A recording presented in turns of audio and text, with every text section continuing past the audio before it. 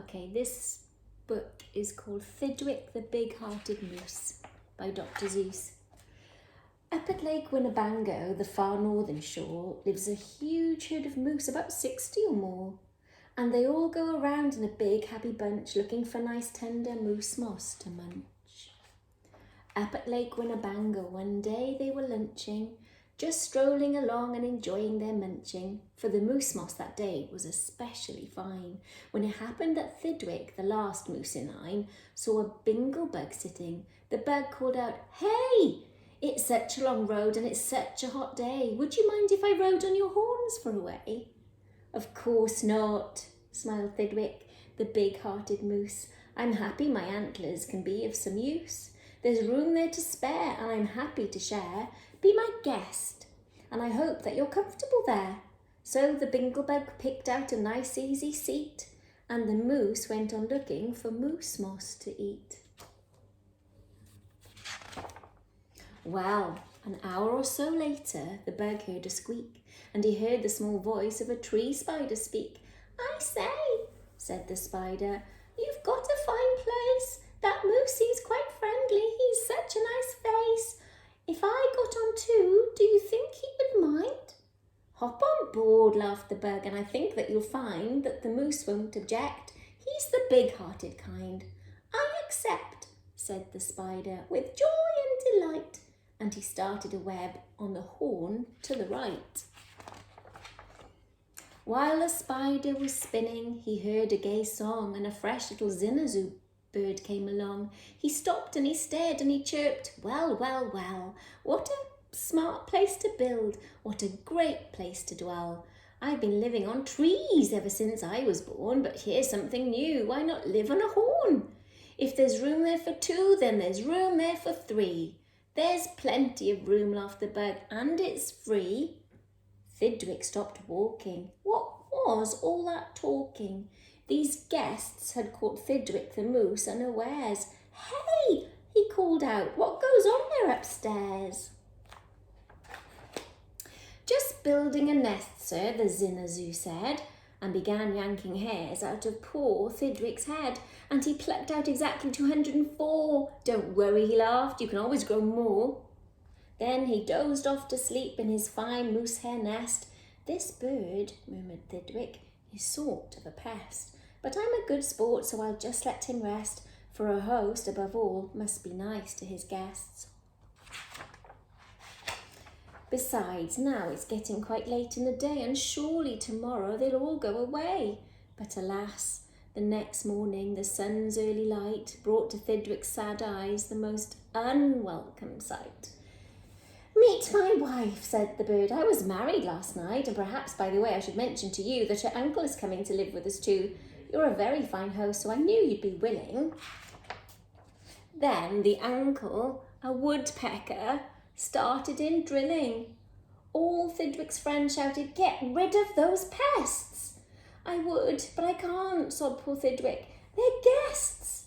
"Guests indeed," his friends answered, and all of them frowned. "If those are your guests, we don't want you around. You can't stay with us because you're just not our sort." And they all turned their backs and walked off with a snort.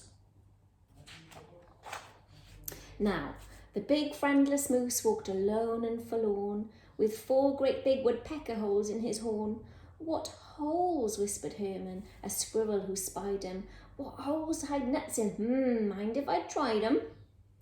"They're yours," called the woodpecker. "Get right inside 'em. This big-hearted moose runs a public hotel. Bring your nuts, bring your wife, bring your children as well." So the whole squirrel family all jumped on pell-mell. And the very next thing the poor animal knew, a bobcat and turtle were living there too. Now what was the big-hearted moose going to do? Well, what would you do if it happened to you? You couldn't say scat, because that wouldn't be right. You couldn't shout scram, because that isn't polite. A host has to put up with all kinds of pests, for a host, above all, must be nice to his guests. So you tried hard to smile, and you tried to look sweet, and you'd go right on looking for moose moss to eat. But now it was winter, and that wasn't easy, for moose moss gets scarce when the weather gets freezy. The food was soon gone on the cold northern shore of Lake Winnebago. There was just no more. And all Thidwick's friends swam away in a bunch to the south of the lake where there's moose moss to munch.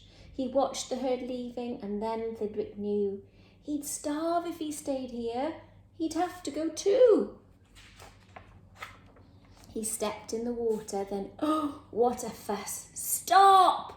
Screamed his guest. You can't do this to us. These horns are our home, and you've no right to take our home to the far distant side of the lake.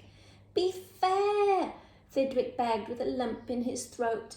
We're fair, said the bug. We decide this by vote. All those in favour of going say aye. All those in favour of staying say nay. Ay, shouted Thidwick, but when he was done, nay, they all yelled, and he lost 11-1. We win, screamed the guests, by a very large score, and poor starving Thidwick climbed back on the shore. Then do you know what those pests did? They asked in some more.